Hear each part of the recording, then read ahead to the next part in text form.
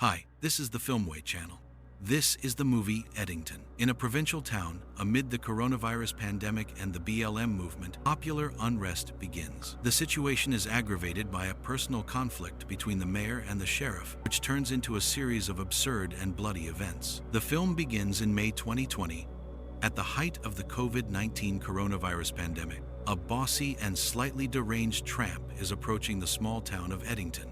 Due to the pandemic, the district has an order from the governor of the state on mandatory mask regime, although not all residents approve of it. Among the opponents of masks, the sheriff of the city, Joe Cross, is forced to live side by side with the indigenous inhabitants of the Pueblo Nation.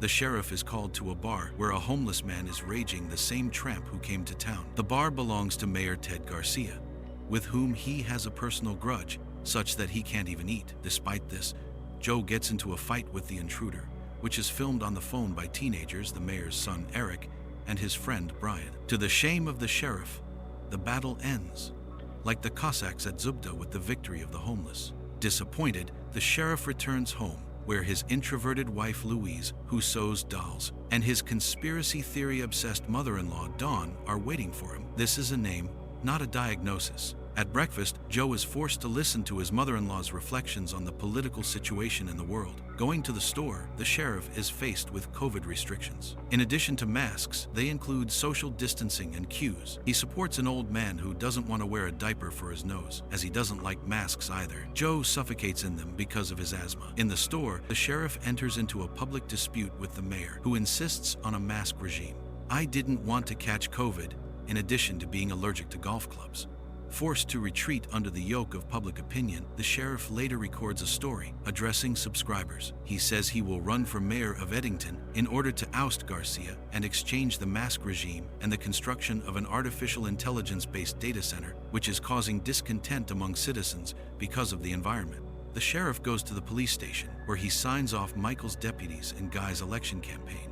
They had no time to come up with slogans, as the current mayor calls and asks the newly minted competitor to take a couple of minutes. During the conversation outside, it turns out that once upon a time, Mayor Garcia met with Louise, the sheriff's wife, which may be the reason for their feud. Despite the mayor's request to step back, Joe is going to run. After that, Garcia begins to prepare for the elections more seriously. In a conversation with the assistant, the mayor admits that once he and Louise had a date that didn't end with anything, he found her strange. However, the girl's mother began spreading rumors that he had raped her.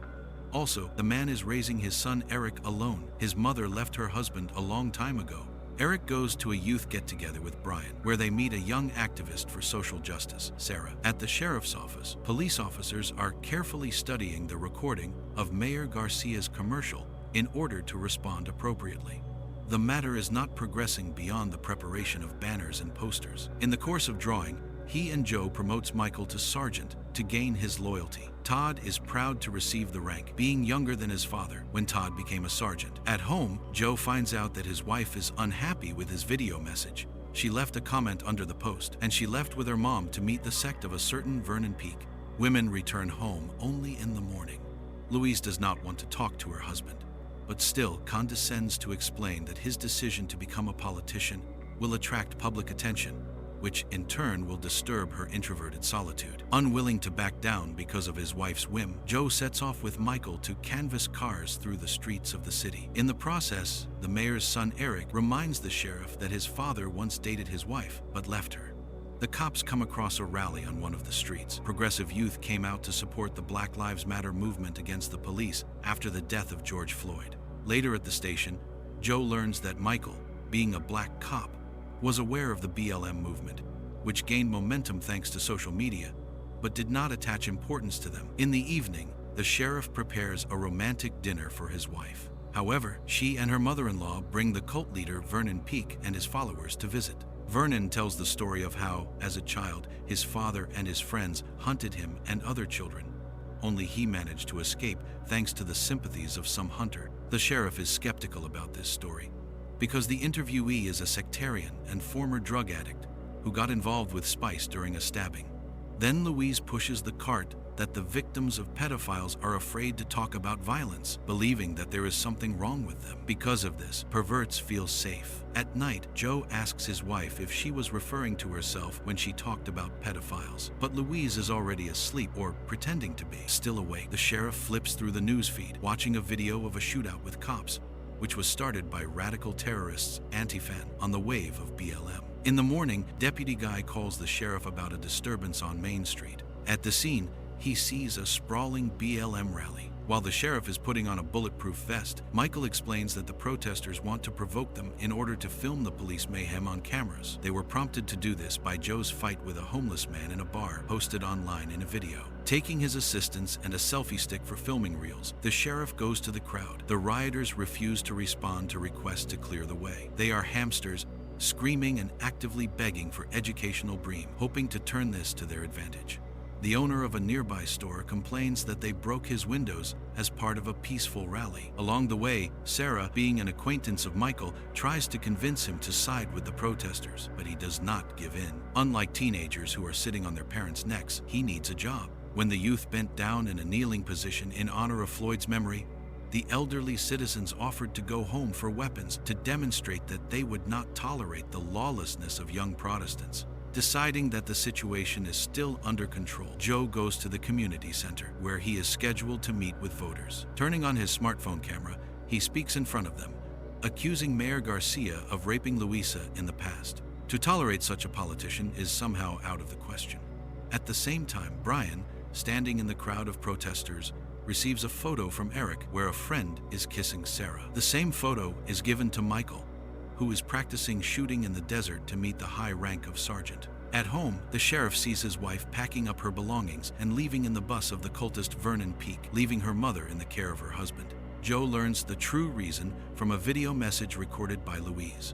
She denies the fact that Mayor Garcia was raped, accusing her husband of deliberately spreading these rumors in order to sink a political rival. In the morning, the sheriff receives a message that Garcia is holding a fundraising party at home. Under the pretext of complaining about noise, Joe goes to a competitor to personally turn off the sound of the speaker system. The mayor immediately turns the music back on, which causes the guest to have a fit of rage. In response to the screams, Garcia slaps a competitor in the face. "You can't take him with tantrums." He raised a greyhound under mushrooms that he was some kind of jailed clown. The dumbfounded sheriff leaves the meeting, not noticing how he knocked the propaganda posters off the roof of the car along the way. Driving past a bar, he notices a broken display case and a homeless man poking around inside. Without thinking twice, the sheriff shoots him, killing him on the spot. Then, closing the blinds, Joe carefully packs the body in black cellophane to float it down the river. The story is transferred to the mayor's house, where the party ended. Garcia is scolding his son about Sarah's abandoned bag of documents when suddenly a bullet hole appears in his body. Eric, coming closer to check on his father, sees another shot and tries to escape, but to no avail. The third bullet hits him dead. The shooter turns out to be Sheriff Joe, who is holed up in the desert, collecting 2 shell casings and not finding the third one he stepped on. The cop goes into the house, wearing shoe covers in advance. Inside, after making sure that the targets are dead, he takes the personalized watch presented to the mayor-governor from the table, after which he takes out a can of spray paint to leave a message. He then returns to the car parked on Indian land and returns to Eddington, having passed the mandatory COVID test along the way. On the way, the sheriff receives a message from Guy's assistant.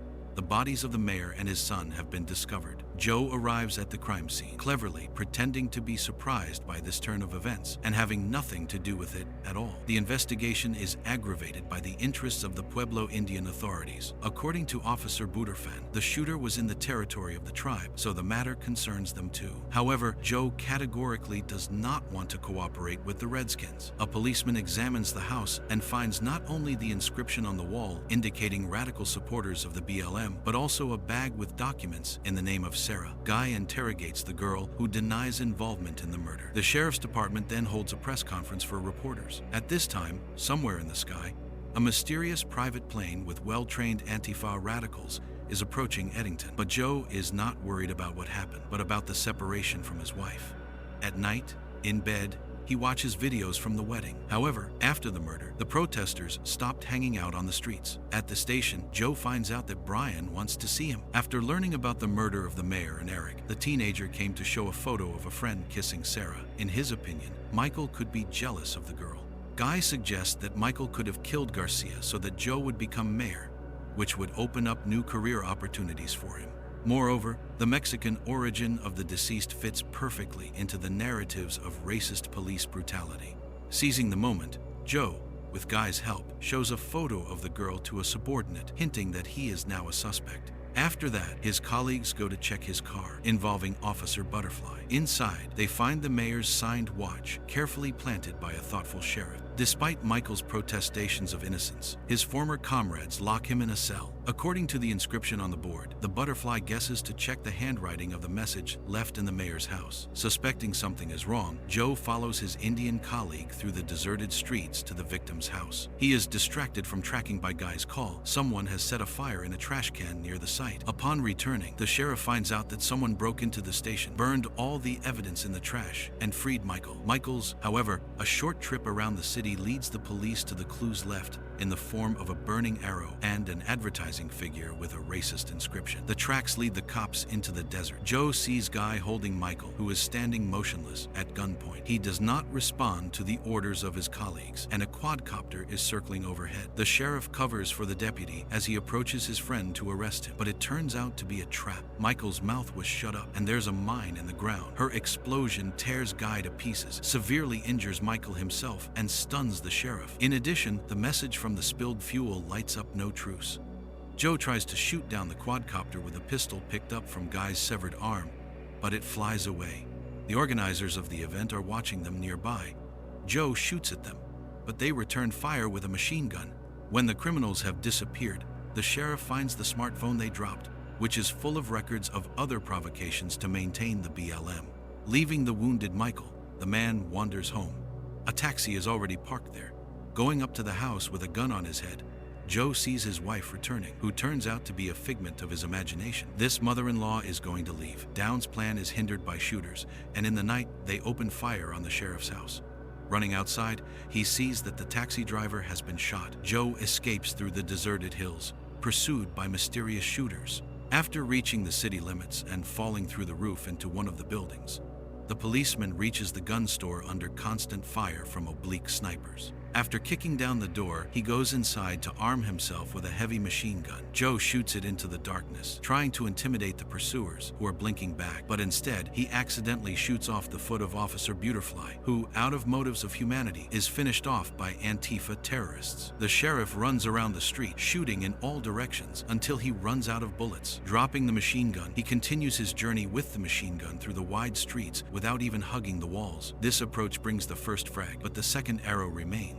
Noticing a shadow behind the car ahead, Joe empties the store into a trance, but in vain. The killer is behind us, and we're out of bullets. After wounding the cop with the last round, the killer runs towards him with a knife to stab him in the skull. At that moment, Brian appears from behind the car with a phone and a gun. Filming everything on camera, the teenager empties the clip into the radical terrorist, killing him and saving the wounded sheriff. A year later, Brian became a social media star, and the paralyzed and lobotomized Joe became the mayor of Eddington. Despite his complete incapacity, Dawn's mother-in-law acts on behalf of the former sheriff, promoting her own interests, including the construction of a data center, at the opening of which the surviving Michael films the ceremony on his phone. Dawn moved into a luxurious mansion where she lives with her son-in-law and an orderly who takes care of the ugly mayor. They also find out that Louise, who ran away with the cultist, was cured of introversion. She just didn't have a normal man, but now she does, and a child is planned from him. Paralyzed Joe is forced to sleep in the same bed with his mother-in-law